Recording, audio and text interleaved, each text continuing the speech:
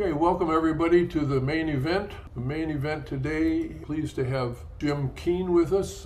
Jim is in Brooklyn, is that right? That's right.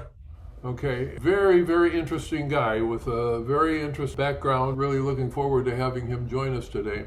As usual, I like to go over the news first. I think it must be because it is the second half of the year, but everybody was coming out with news this week. I've actually got 14 things to list and one other thing that Lisa mentioned to me this morning that isn't in the news. So let me just quickly go over what I have. These are all in the comment sections for today's main event. Some of the stuff that I post is actually workflows that I find interesting, but most of it is news related. There's a couple of posts here from Natalie DeGroot, who's a fashion designer out in LA. She is very active and she being asked to review a lot of different AI programs. So there's a couple of things that are there for her. First one listed is a review of Botica. And she says, one thing about being a creative partner for different AI platforms is that I always test, explore, and learn. And I'm finally had some time to dive into Botica. Eva Norte, architect in London, who's been on not too long ago on the main event, has a very interesting workflow on this presentation that she's put together.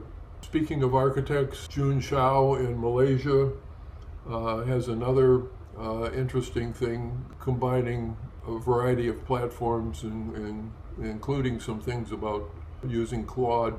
The second Natalie DeGroot review is fashion-based Raspberry AI. So her comments about that. Chris Finetti has put out another SREF guide. Wow, this is volume 56 of his SREF guides. They're always interesting and well worth looking at. Eugenio Ferrero in Italy, Reactor is introducing Lingbot World 2. Reactor has announced this as a new real-time world generating model.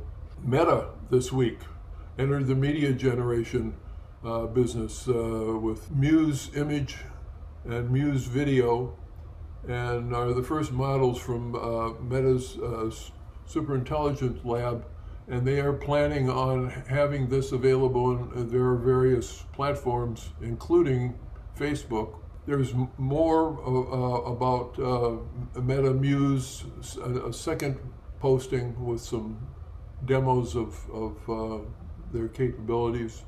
Dream Machine weekly newsletter is packed with this week's AI news. I recommended following them last week, but I've put their latest version, which is edition 37, a link to that. And I think that that is something that is a great thing to follow because they get into all different categories of things. C-Dreams 5.0 Pro is now available on multiple platforms. This particular post is showing it on Byte Plus. It's also on Magnific and Artist and Crea. And I heard a couple other things announced about it as well. Pika Labs AI Video Suite, turning AI videos into agenic film studio. So another entry into the talk to the program to get your video entry. Runway with C-Dance 5 and a demo of that, which is kind of funny to watch.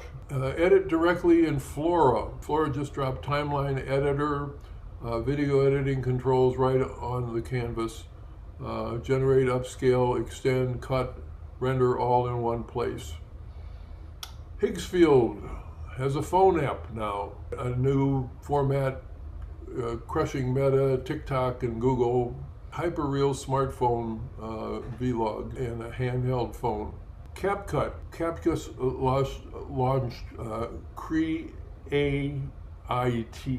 Create, a global art festival from original AI asset work. There's an interesting post here, starting with a floor plan to 3D in minutes for architecture. Nema Meta. Finally, well, not quite finally, because I got one other thing, but runway ad contest again, and they're with up to 100,000 in cash prizes. You're asking you to create ads for not real products, and enter those. And then Lisa was telling me that C-Dance 2.5 is coming this weekend and should generate 30-second long clips. Other than that, hey, nothing's been really going on. Jim, when I first got introduced to you, I was immediately intrigued by the fact that you have 25 years as an architect, no longer working as an architect. That's right. You have written 8 books in the Alice U series. One of the things that was most attracting me towards your work was the Fleet Obscura sci-fi vehicles that you've been creating. And I thought, this sounds like an awful lot of fun, and so let's have Jim come on, and you were very willing to do so, and so I'm glad you're here today, and I turn the floor over to you. Tell us some of your background, and then when you want to share your screen, go right ahead and do so. Great. Well, thank you for that introduction, and thank you, everybody. It's always great to come on conversations like this to meet people that are as equally as excited about what's happening in the world of design, and almost every aspect of jobs that is being touched by AI right now. So I have a slide deck to go through that kind of covers most of my life and where I've got to right now. And the reason I structured it that way is my current creative project, Fleet Obscura, really combines ideas that I developed as an architect. Then when I worked freelance as an illustrator, and then I built a custom AI to help me with this project. So I didn't want to just jump straight into showing a workflow about how to do this and how to do that. I thought it's better to try and explain the process behind it, because I do think some of the limitations we get with AI work is the process part of it can get cut out and people jump immediately to the end product. So I'm going to try and explain exactly why what I'm doing and how I get to this point that I'm doing it, if that makes sense. And I will share my screen. I've been fortunate enough to have almost 3 different careers, even though they're kind of very interconnected. As Al was saying, I started off my life working as an architect, and I worked for over 25 years as an architect, both in the UK, in Australia, and now in New York. I've been in New York for nearly 20 years. I also then left architecture to work as an illustrator, which I still do. And I've also been pursuing something I'm very passionate about, which is writing and designing science fiction projects. But to kind of explain really how I got to where I am now, I thought I'd just kind of jump right back to the beginning. And it's always good to kind of show ridiculous pictures of yourself when you're a kid. I was born in the early 70s in Manchester in the UK. It's a fairly industrial upbringing I had at the time, and I always wanted to try and do something that was a bit more constructive or kind of add to society. And I really think that the creative pursuits, and particularly architecture, was something that could change the world around you. So I picked architecture to go and study at college. And as you can tell, I was in college in the 80s and 90s for my ridiculous haircut and my ridiculous shirt. It's always good to show pictures of yourself where you look like an idiot, I think, at the start of presentations. But the reason I put this in is I was studying architecture in London and then in the US. And it was doing it before there were any computers in education. PCs were making some very early, inroads into architecture. But as a student, I wasn't involved in any of that.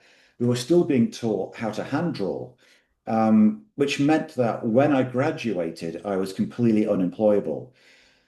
Because for the 7 years that I was a student, it takes 7 years to qualify as an architect in the UK. CAD had come aggressively into the workforce, and so I graduated with a set of skills that were no longer relevant. Since then, it's made me absolutely determined never to be in a position where I will be unemployable because I don't or have not been following kind of technological developments. So that was like the real inset point to me to kind of change my mindset and to get far more involved in technology as an architect. Oh, by the way, if anybody has any questions, just jump in or, speak up, flag. Otherwise, I'll just keep cranking through this. So I spent, after graduated, 8 months unemployed and ended up working in a bar in the daytime. And in the evenings, I trained myself on the software MicroStation, which at the time was kind of a rival for AutoCAD. And then I got a job working for the architects KPF in London. It's a New York company, but in their London office. And I immediately got very involved in their 3D modeling and 3D rendering side of presentations. I could really see at the time that this is where the industry was going to go. And this is an example of the sort of image work I was doing then. I was one of the architects working on, at that time, would have been the tallest tower in London in your office building. And it had a very, very detailed glass wall on it. And so this is one of the part of the models, kind of exploded axonometric, that it shows how the pieces fit together. At the time, this was kind of state of the art. It was as good as it got outside of like professional render houses. And this is very simple ray tracing. You can see how the materials aren't there yet. The glass is very flat, non-reflective, this kind of dull gray. The metal also doesn't have true reflections in it. So even though it's ray traced, really limited by the materials. An image like this, which is 3,500 pixels wide and mostly, background, would take about 48 hours to render full time on my desktop. So typically I would run it on a Friday night, come in Monday morning and have the image. And half the time it worked, it was great. And half the time, the machine had crashed or had been unplugged, or you put the wrong material on the wrong, on the wrong slot and it wouldn't work. So it was you were really doing stuff, you didn't know the outcome of it, but you still got quite interesting work out of it at the time. And this project got built. Here we can see on the right-hand side, that wall that I was really involved with in designing. Now, after I'd been working in London for like 8 or so years, I then moved to New York to continue to work with KPF, the architects. What I found was when I came to New York, the software they used here was completely different than London. They were using 3D software called Rhino to do the modeling, and then 3D Studio Max and V-Ray to do the renderings. So I had to completely retrain myself again. I'm doing it in the evenings after work. And you can see in this image, I'm not saying this is an amazing image, but how the quality of the renderings have progressed. The light on the inside is much softer. The glass is more realistic. You started to get reflections. And though it's not truly photoreal, it's a much more realistic image than the previous one. And this would take me maybe 12 hours to render as opposed to 48, with something that's a lot more complicated. So I could really, really see how this technology was rapidly advancing at the time. And then I spent maybe the next 12 or so years working as an architect. I got these projects built, and I was able to work on a wide variety of buildings around the world. So in Germany, in Europe, Australia, and really concentrating on a strong use of materials, wood, glass, concrete, but actually making something that was practical and very driven by the program to it, but also something that was very beautiful as an object. And clearly, a large part of that was renderings. So this is an example of a rendering for an interior of an airport. And we can see now, even from the previous images I'd shown, how it's another step up again in terms of light and materiality. Now, after about 20 years of showing images like this, I was getting really bored of CAD renderings. And I was finding clients also were just seeing so many computer renderings that I found in presentations, it was really difficult to get the conclusions you needed. Typically, when you show something to a client, you want to get them to approve the next direction for the project. But it was really easy with an image like this not to discuss the roof design or the people flow. People look at a rendering and immediately they talk about the carpet or the door handles or what the floor finishes were. And I was constantly having to steer people back to focusing on the big idea, especially at the very, very early stages, just like concept design. And it's because these renderings were showing too much, and also they were quite generic. I think a lot of renderings are looking the same. And so what I started to do was go back to what I was doing as a student, which was drawing things by hand. And these are sketches that were done on trace, just with a pen. like a thin black liner you just buy off Amazon, and then some thick Copic markers. And they're a way in which I found that you could sell an idea to the client, but also in a way that left a lot up to interpretation. So if you show a computer image, it has to show so much detail that you sell everything. Where something like this, it gives a client something to interpret their ideas, and it gave us a more honest conversation in the process. And it also made me stand out when everybody can render everything really well. And we're seeing that with AI now. How do you differentiate yourself? So I differentiated myself by going back and being old school and doing these hand drawings. And at that point, after 10 years at KPF and about 8 years working at Grimshaw Architects, again in New York and London, I found myself as a design director at Gensler in New York. And I was there for 5 years. And I reached a point where, for many reasons, I decided I needed a break from being an architect. And even though I was very, very involved in the technical side of it, I found a niche doing these illustrations because nobody was doing hand drawings anymore. Everybody was so focused on the technology. So I started to do hand drawings professionally as an illustrator for architects. But the workflow was still kind of old-fashioned. You would draw on a piece of tracing paper, you would then scan it in, and then you bring it into Photoshop and have to clean it up. And at the time, I was like, this is a really old workflow. And I was really hoping there'd be a better way to do it. And around that time, Apple released the iPad Pro. And like now we take the iPad Pro for granted, but back then it was the first kind of large scale screen that you could draw on. You could get like, Wacom tablets that had screens built in. But I always found those like incredibly expensive and quite slow. The iPad Pro to me was like revolutionary change in the way that I worked. And so I ditched doing trace and started to do my hand drawing on the iPad. And through the work on it, I met the app developer Morpholio that did this app called Trace, which was specifically designed to be a sketching app for architects. And we got this really nice workflow going where I would get clients and I would do the work on the app. And then I would tell the developers, these are the things that I really need to make this process better. And so we started to work very, very closely. And after a year or so, the illustrations that I had done were featured on the Morpholio app on their website. Apple liked them so much that they ended up using this app and these illustrations, not only in a keynote, but on the Apple website to sell the device. And to me, it was like a really interesting proof of concept because it was a completely new way of working, yet still going back to this much more authentic way of the artist having a real direct input into the artwork.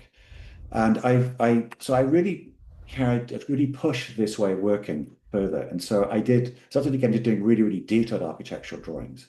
You see the kind of level of detail and accuracy here. So I've moved away from that much looser hand sketch into doing a series of illustrations that were more like classical architectural drawings done with a ruler. But this was all done on an iPad, all sketched, but just using kind of on-screen controls to get the geometry right and the color and stuff like that. So this went really well. And I started to get work not only from architects, but I got a lot of work working for companies like Google and Lyft and Uber and Apple and other high-tech companies who like the kind of combination between the authentic look, but also it being kind of done in a more modern way. And when this company was up and running, that then allowed me to do what I really wanted to do since I was a kid, which is write sci-fi. I've always loved science fiction. Not only reading it as novels, and graphic novels and comics, but also I've always loved movies from 2001 to Blade Runner through to Alien and stuff like that. So I wrote this series of books.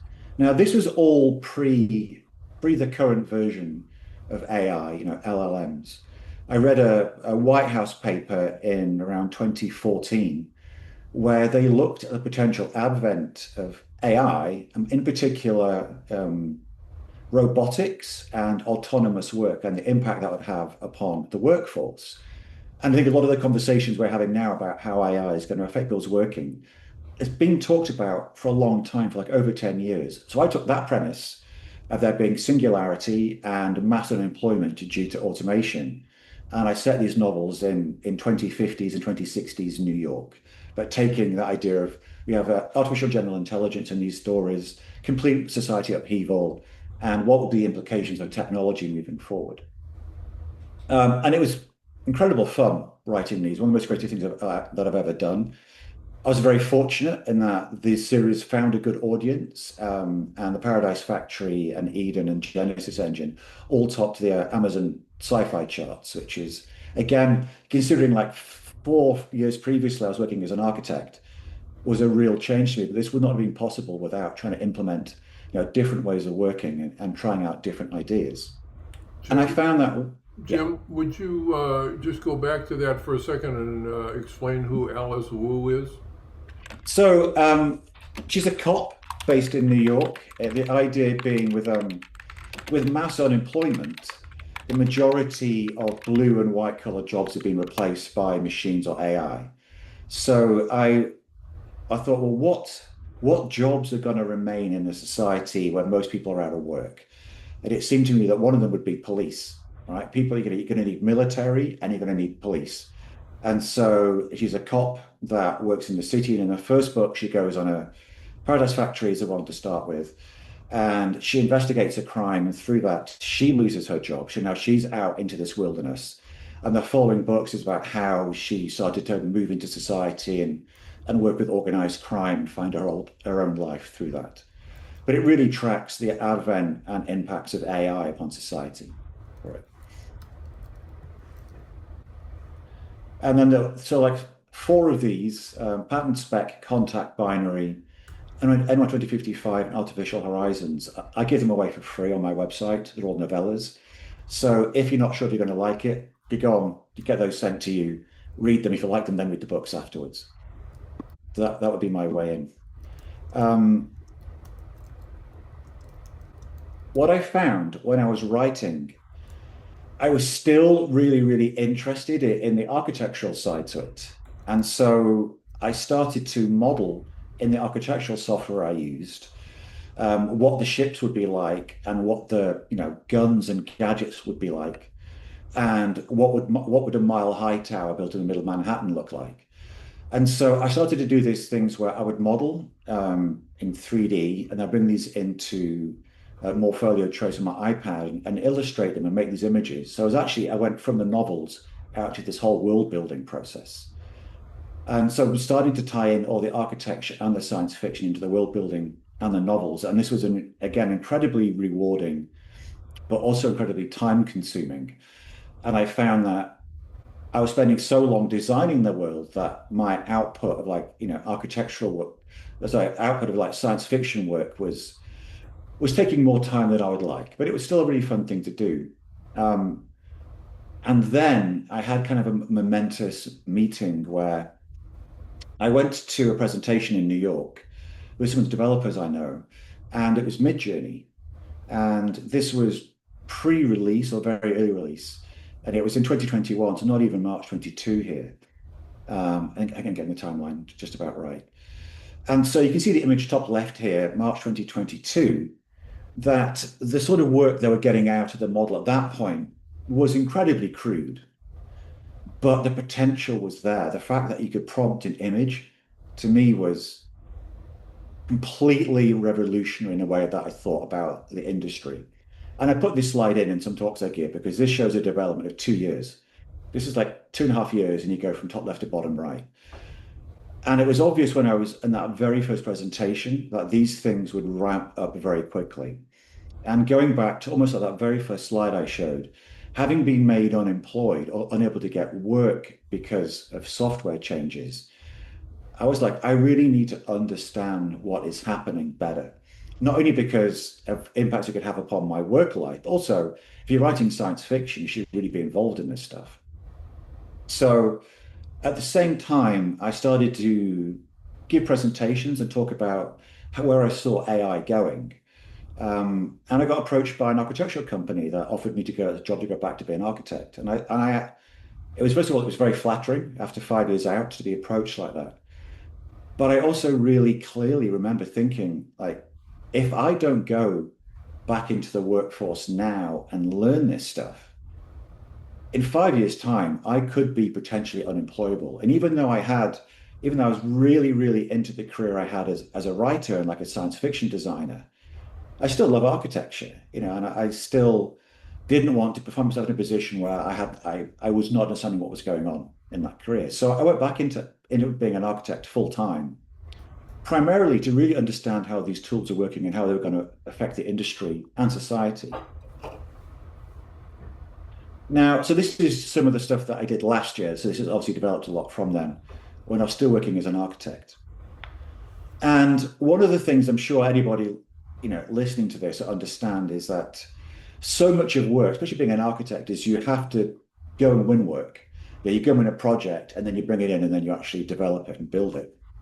But when you're just chasing work, you're not actually generating any fee at that point, right? You're in meetings, you're getting proposals, you're doing designs for free, hoping the client picks you. If they don't pick you, you've just spent $50,000 on a proposal, and that's just wasted money. So inevitably, with pitches and proposals, you're always incredibly tight on staff and time. And if you want to do it as quickly as possible. And so I found myself with almost no staff to do proposals. I was not very happy with the way they were going. And so I completely leveraged AI in how I pursued work, and it changed the way that the whole office I was in actually pursued work. And so this is an example. Everything in here is done in ChatGPT and Midjourney. So I took the brief, which is like a 50-page brief from a client for a housing development in Atlanta, and I put it into chat. I mean, it's a couple of years ago now. People work this way all the time now, but back then I was really trying to work my way through it, and I had chat do a summary of the document, but then I also had it do a psychological profile of the people who were running the competition based upon their LinkedIn profiles and their speeches and their interviews and their podcasts and stuff. And so I had chat write all the text in such a way as it would appeal to the profiles it had developed of the people judging the project. At the same time, I had it write prompts for Midjourney to do the images in the way that it thought would appeal to these people. But I also then used as a style reference in Midjourney all my illustration work because I didn't want to go and just do a generic series of Midjourney architectural images because they're boring. Everybody sees them these days, all look the same. And so these images came out of like watercolors and sketches I did, but the prompts were from GPT and all the text was from GPT.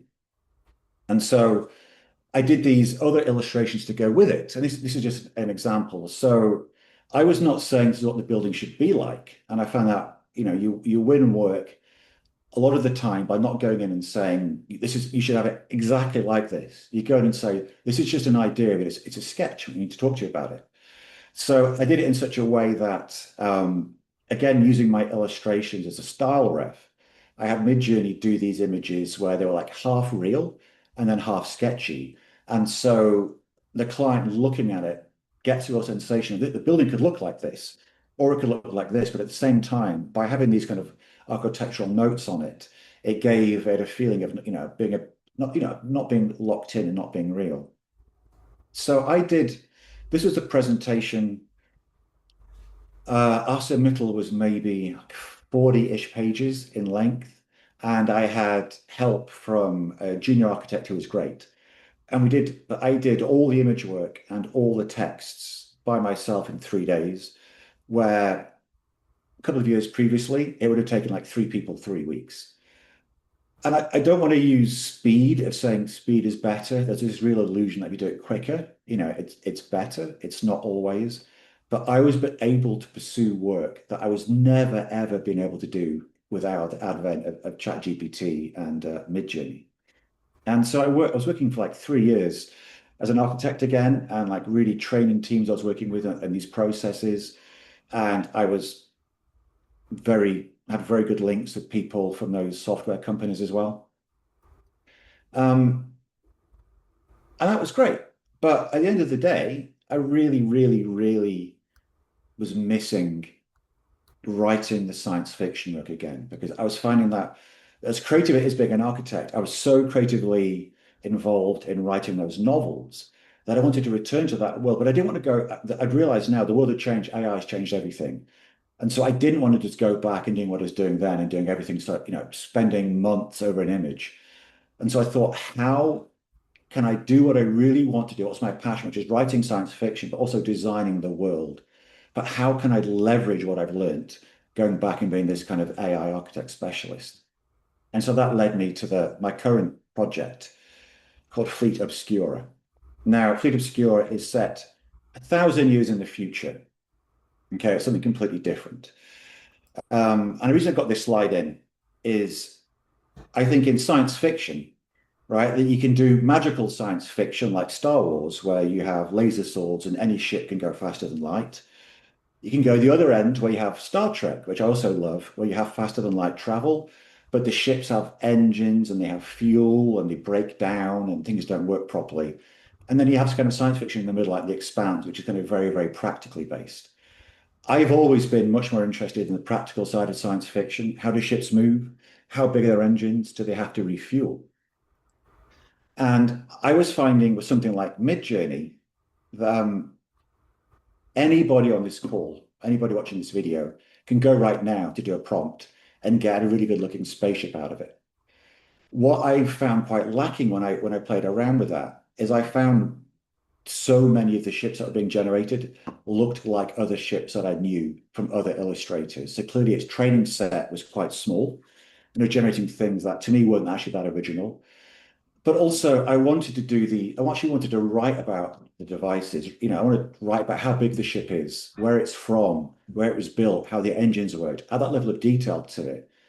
And if I just did a prompt and got an image, then they would be connecting with the text. It becomes something a bit more vacuous. And so I thought, how can I get an AI? How can I build an AI that can add into this workflow everything that I've learned? So I used ChatGPT to help me do a huge amount of world building and analysis, like reading scientific papers that I would never understand, theoretical physics papers about the future of warp drives and antimatter and gravity and that sort of stuff. And I used to have it. The prompt was explaining to me like I was a high school student, and I'd feed in these, 500-page long NASA documents, and it would output graphics like this and things very simply that helped me understand what was going on. So I was using GPT to help me understand the physics behind it, but I really wanted to say, how could I build or train a model that could help me turn my ideas into these interesting image work as well? But I wanted to make it authentic. I found as like I have a really hard time with the anti-AI discussions that people have. I find so much of it is ill-considered or listening to propaganda or misinformed. But I didn't want to build a new future based around science fiction images and have people say it's just a prompt and then like diminish months and months of work. I also wanted to have more control over the product to make it so that I could design something in Sketch and then get the AI to build it for me. So I went back to this process very much like I was doing in architecture or working as an illustrator, where I would sketch out an idea for a ship. And you can see it's a really simple one on the right-hand side, just like a box. The sketches aren't that detailed. They don't need to be. I didn't want to get too hooked up on detail at this point.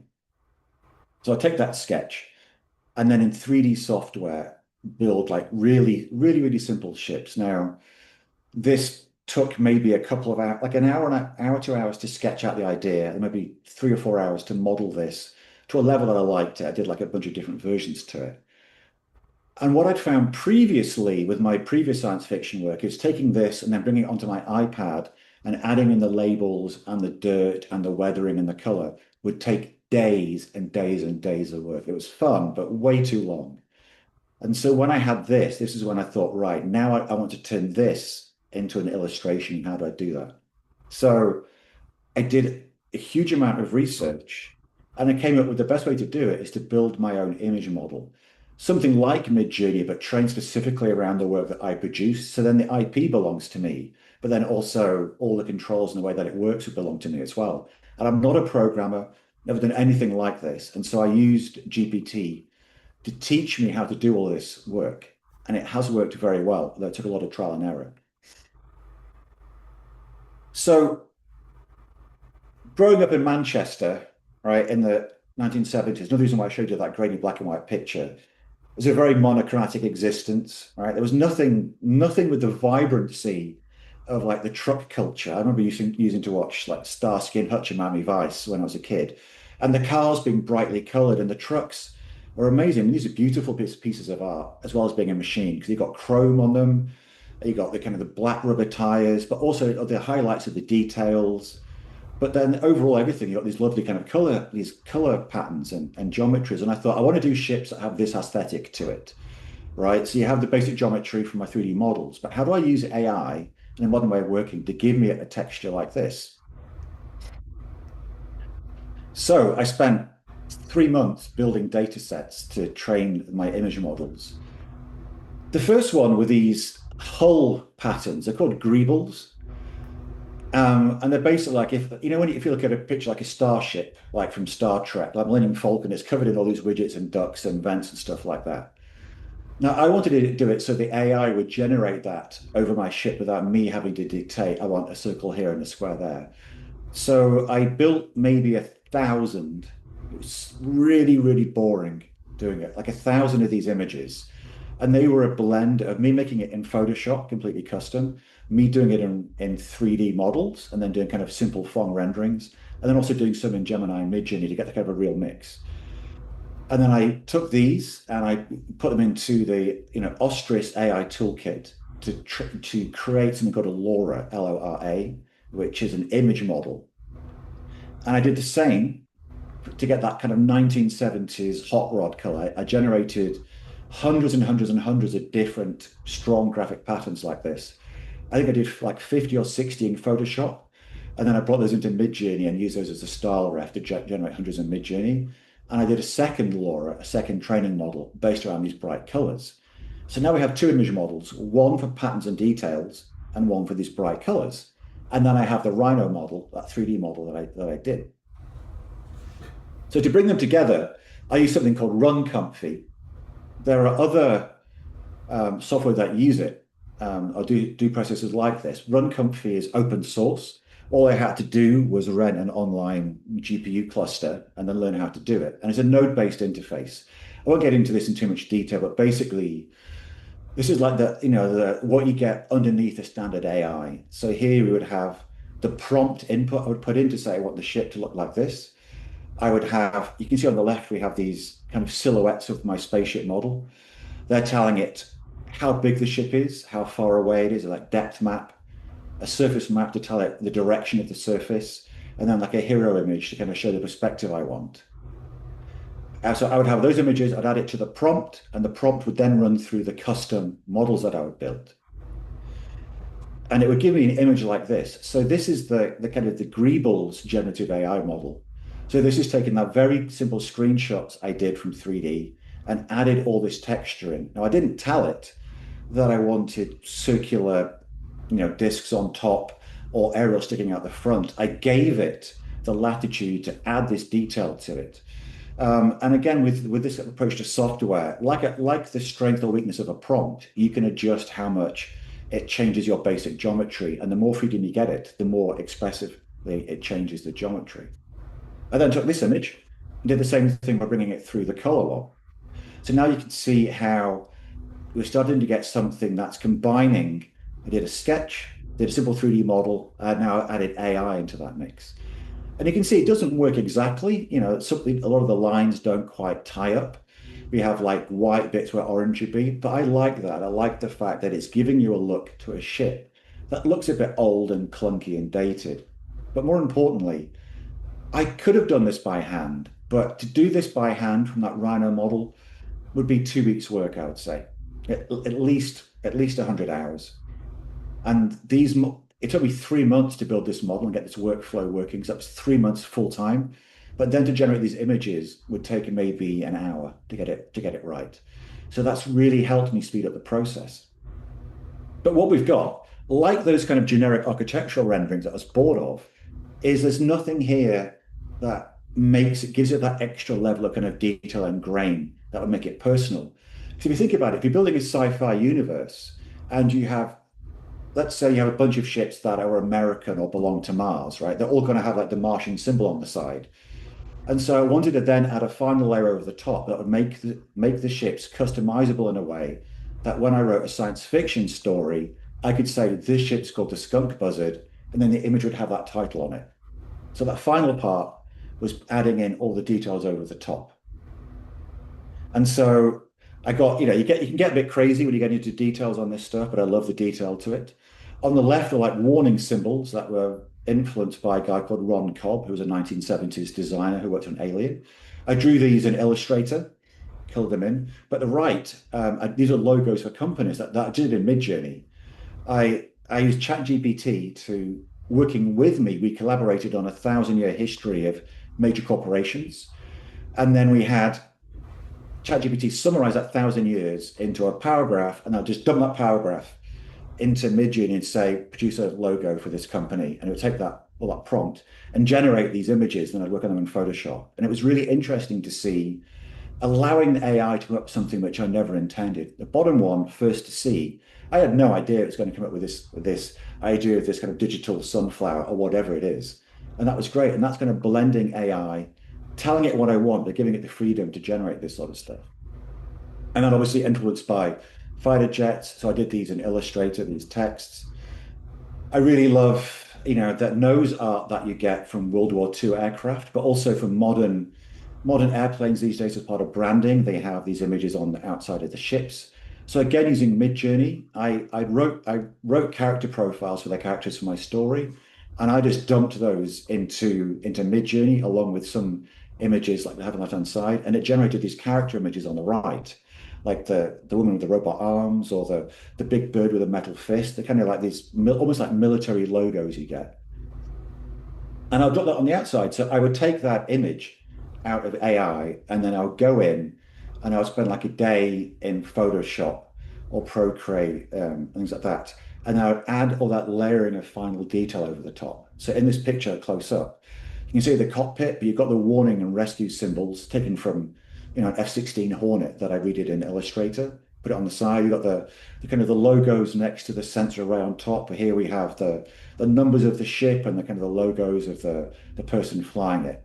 And that, to me, adds that final layer of detail to it that turns it from something that's, in quotes, just a prompt into something now that is kind of very bespoke to the sci-fi kind of universe I work in. So from that, I then generated these, different series of posters or artworks from it. Some of them are just the ships, and other ones, like still on the left, are technical ones. Because the other thing about this process is now I have the 3D model of this ship. I could do perspectives and side elevations. Something which, if you prompt in Midjourney, it's very hard once you've got that image to do like a decent side elevations for it or rear elevations or keep things to scale. But because I had the original 3D model, I could then take that model and then do the elevations and bring them in and then do the whole process again for the front and back of the ship. So these images to the left, now that is, they're all correctly to scale. I worked out where people would go, how much cargo they would hold, what type of engine they've got. And the basic design in the Rhino model was super simple, but all that coloring and texture came purely out of the AI. I've only got one slide left. But conversely, the same time I'm doing that, I've been using GPT to do the world building. Right? What we have on the left here, this is a timeline of the next 1,000 years of mankind's expansion into the universe. Now, to get it to output this information, I spent like a week feeding in papers written by NASA on how you do a moon base, and then how you'd live on, how you'd mine water on Europa or Enceladus, or how long it would get to Pluto, all this sort of stuff. And working together, I had that information, I had the timeline of the companies I liked, and it generated a 1,000-year timeline of mankind's population moving out into the solar system. And it was incredible to see after 1 week's feeding information, it did a deep think for 17 minutes and came up with all this information. And this is going to be the basis, maybe the next 10 years of me writing science fiction stories. But also had it at the same time, I've had it custom designed fonts. I don't want to be stuck using an Adobe font. So I have my canonical symbol set. So I had GPT generate code that I can put into an e-reader. So if you download an ebook of mine, it'll have its own custom font and all these custom symbols. Because if you have, in my future, you have AI talking to each other, they're not going to be speaking in English. They're going to be speaking in these kind of hexadecimal codes, and people will translate it, getting a bit deep. But all of this has come out of me using AI. So if you think about where I was, even like 5 years ago, writing my book out, literally typing them out day after day after day, and then in the evenings doing things in Rhino. I've now got it so that all that background work has been assisted by AI, but I still feel completely in charge of the creative process. I'm writing notes. I say where the stories are, who the characters are, what the ships are called, what they look like. But AI has made it where what's gone from a year takes me a week to do. Right. And it's completely transformed the way that I work. And so now I have this Fleet Obscura website on Substack. And that means every week now I do an email that goes out that's completely free, that has all this information on it. I do a deep dive on the designs or the ships or how they work. And then very soon I'm going to have a second email a week, which is going to be the science fiction stories that go along with it. The aim being on Tuesday, you'll have an email about the ship. And on Thursday, you'll have a short story about what that ship is doing to try and bring it together. And that is how I went from a 1-year-old in Manchester to being a 55-year-old in Brooklyn doing science fiction. It's talked a lot. And I'm sure you have lots of questions, so I'm very happy now to, Um, to very, shut very, up for a while. very excellent presentation. Jim, I've got a question. I'm wondering if the next phase is for you to start making videos of your stories and of your ships, operating and things like that. Um, have you ever approached anyone, or has anybody approached you about the possibility of doing films around your book series? Uh, Not yet. I've had a couple of people. I'm already getting private commissions to do illustrations, like the poster you see on the wall behind me. Yeah. That's not for sale anywhere. That was a private commission for an architect.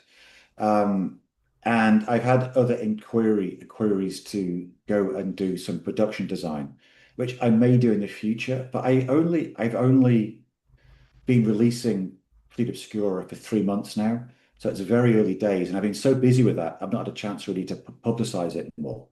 But ideally, yes, I think the phrase you've heard is that ambition bites the nails of success. Meaning, by all metrics, this is going really well. But all I'm thinking about right now is I really want my YouTube channel. Then on a YouTube channel, then I'll start to animate this stuff and talk about it. But that will be next year, maybe. Yeah. Yeah. And they Well, said this also, this, as you were saying earlier on, every week this stuff is changing so quickly that maybe I can accelerate that. I'll do animations quicker, but right now, not yet. In the to-do list, not done list. about 10 months ago, I wrote a script and made a presentation uh, PDF on a idea I had for a TV series and wrote the script for the pilot. And I stopped at that point because of the fact that I didn't feel that the programs were such that I could do what I wanted to do in terms of actually creating a video. I've been working on it now for about probably 2 months, and it's a half-hour pilot, and I'm getting very Interesting. close to the point where we're going to be doing the animations of the various scenes. But uh, I've I've had like it's now got to be about 120 or more keyframes that worked with on this thing, and I did the music back 10 months ago, and I'm very interested in that type of communication, and what I'm doing is not. It's sort of sci-fi, but it's really more a story of psychological story, and so I'm just thinking that where you're heading, just is begging for you to go into that direction, to then, you can write scripts, you can write, Mhm. things that can then produce videos that could at least be pilots or little snippets of ideas for what these things might be like to interest people in Well, producing these things. it's definitely headed that way, I think, in terms of the creative industry. That the ease of animation, and the things that you can do with it is changing all the time. I was speaking to I was speaking to someone specifically about one of the models to try and animate it. Because the idea of the skins of the ship change colors due to the background, like camouflage, and I wanted to try and animate the skins so that even if the image was still, you would see the background change and the skin change. But for that sort of very specific stuff, yet I was not able to do it to a way that I was happy with. But again, I know the stuff is changing. But also, I've spent a long time in my career. When you work as an architect, you have the ideas that you really love, and then you have to deal with a client, and they want to change it, and you have to deal with the building regulations and the structure. And so inevitably, what you start off with as a creative idea, when it gets built, is never as good as you want, right? All you ever see is a kind of a watered down version. And so right now, I'm just enjoying having complete artistic control over what I'm doing, which is quite rare. If you get involved working for somebody else, let's say we get commissioned by Netflix, you know that their script writers are going to rewrite everything, and their visualization team will change everything, and then before you know it, you'll be there going, "This has nothing to do with what I what I originally set out to do." So I think I would only do it if I was in a position where I had some sort of authority, some final cut or some control over the final product. If that makes sense. Eric? Great stuff, Jim. I can never even begin to figure out how you do it, but great, Thanks, great Eric. presentation. Uh, I was intrigued by all the titles of your books. Can you just give me a general idea of what some of the stories are about? So, yeah, I should go back and redo my titles. Reason I'm laughing, I was having a chat this morning about renaming them, but it can be too much work. Just because they're not really genre specific. The very first book, The Paradise Factory, is there are two cops, right? They go out as a pair on patrol, and one of them is kidnapped, and the other one, and Alice is left unconscious. And when she wakes up, she realizes her partner's been kidnapped, and so she has to try and rescue him. He's been taken into the Fourth Ward, which is a traditional area of Brooklyn near Brooklyn Bridge, where organized crime has made an enclave there, and the cops aren't allowed. And so she has to disguise herself and go into that compound to try and rescue him. At the same time, she meets a teenager there who's also trying to do a delivery for his mum, right? Because there's a lot of there's a lot of poverty at that point in society. And so she is then stuck with, like, she can save this kid's life or she can save her partner's life. And she's faced with that decision as to what to do in that situation and how she can get out of there alive as well. So that's the basic premise of the first one. The second one, no spoilers, is after the events of the first book, she's no longer a cop, and she gets hired by by an agency to track somebody down. And that's all I can really say on that one without getting into spoilers. But you're dealing with the big technological developments are AI, and organic printing. I think one of the things we're really seeing is already seeing organic printing of body parts like ears. Um, and I think it's not going to be too long until we can 3D print hearts and arms and like replacement organs. And once you can do that, you can replace people, and she starts to realize that not everybody is who they are.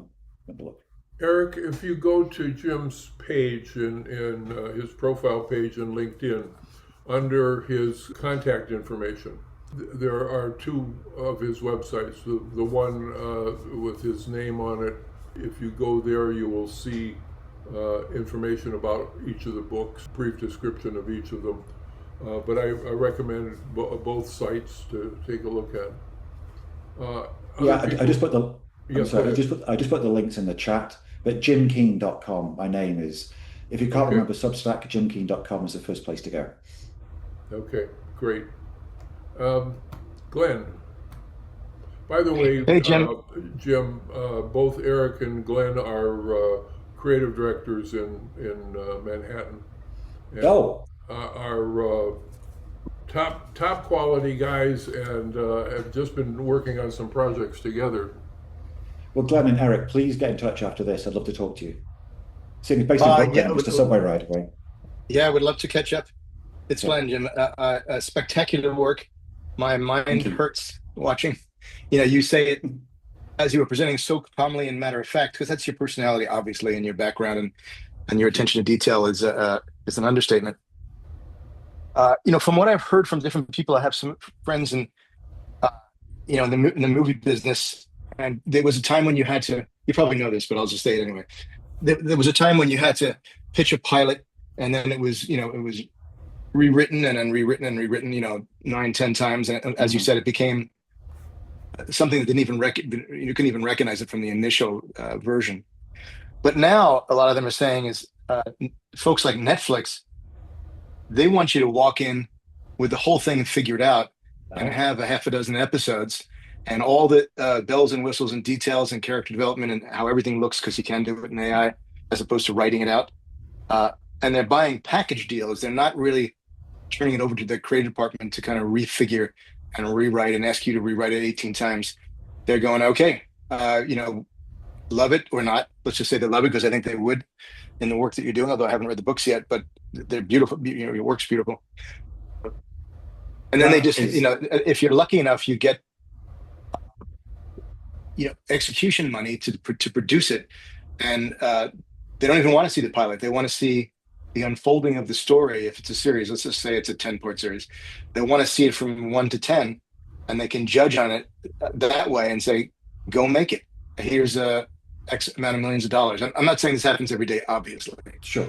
but that's the way it's been working. They're not going in. Someone sent me a pitch that they were going through. They wanted to know my opinion, and they asked me to do the cover of it, and animate it. So, but it was 9 episodes of a character that from her book series that she's selling off of Amazon and other places. And there's a lot of production companies that are interested because they can see and feel and hear the entire thing from beginning to end. So the pilot wouldn't do it justice. Anyway, just a thought. No, no, that's really interesting because I have it all worked out. Well, yeah, yeah, To, but if someone, I could see you nose to the grindstone and grinning the whole way. In a year's time, you might be able to have a whole entire thing figured out. You know what I mean? And you'd be able to show it to someone, and if they liked it, they're just sponsoring it as opposed to having to work through it. I mean, that would really be a dream to do that, obviously. And Yeah, again, yeah. as you know, that's not happening for everybody. I But understand how competitive this industry is. yeah, yeah. Yeah. Well, I mean, because Uh, trying to get just a fiction book published, right? Back in the day, I would do the process where you write your novel and you send it off to an agent, and then you wait 6 months and you get a letter back saying this is great, but we don't want it, right? Or you'd get an agent and they would want you to. We like the title and we like the character, but can you rewrite the entire novel, or can you rewrite the last 7 chapters? And at the time, it was like, you like the product. Why is that necessity need to change it? But I understand why you need to get advice from these people. But yes, it sounds like the industry is changing a lot, and that's really interesting to hear that. it's yeah, and we'd love to catch up anytime. Yeah, Eric's yeah, in the same city. We're cool. in the same city, so and you're not far. That'd be great. good, Contact you after good this. guys. Glenn is somebody that Lazurs has ranked very high as a top creative in multiple times, and Eric is somebody notorious for creating the Aflac duck. So, Cool, awesome. so Both cool. couple great guys, and Mm. very good close friends of mine, and excellent people to talk to.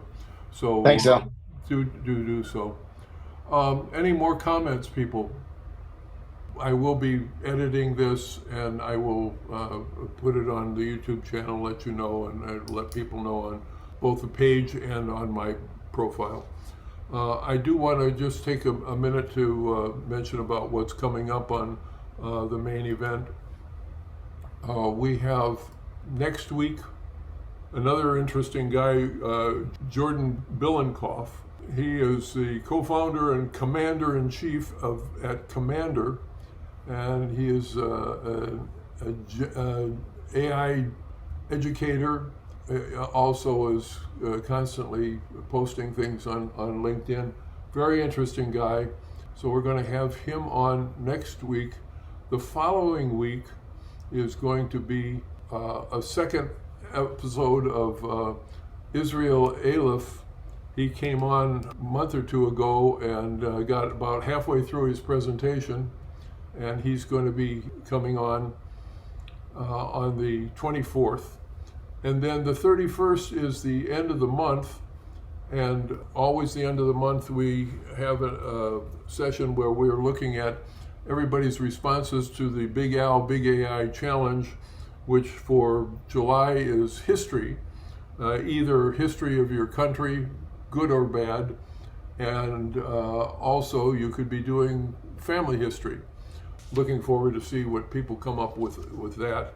That'll be on the 31st. And then jumping further into August, August 21st is going to be the House of Curiosity team. Carissa, Sabina, Israel Aleph again, and Amanda Woodkin, also known as Inspired Spitfire. The four of them are going to be on and talking about everything that's going on with House of Curiosity. So that should be a lot of fun as well. Everybody, thank you for coming today. And Jim, I'm delighted to have a chance to get to know you a little bit here, and I hope we stay in touch with each other and can get further acquainted. But everybody, great to have you here today. Oh, one last architecture reality. My son Carl is now officially a partner at Mitchell Jurgala in New York. He was the site architect for 8 years at the Davis Center in Central Park. Mm-hmm. And it was just announced yesterday that he is now officially a partner. So he is the youngest partner in the team. He has been there with them for quite a long time, and they've recognized. It's a really lovely project. Yeah. I was there last week. The use of stone and light and landscaping, everything, is really well executed. Yeah. So he did good. Beautiful, beautiful thing. It was designed by somebody, a woman architect who did not have a firm and didn't have the ability to build it. And Mitchell Jurgala did that, and then Carl's been working on it right from the very beginning. So, yeah, excellent results and credentials. Yeah, getting it built is the hardest part. Doing all the images is easy these days, but it's getting it out of the ground and getting it right is still all very much by hand, very difficult. Yeah. Okay, everybody, I'm going to stop the recording now, and we'll. Thank you very much for the opportunity. Thank you. Thank you.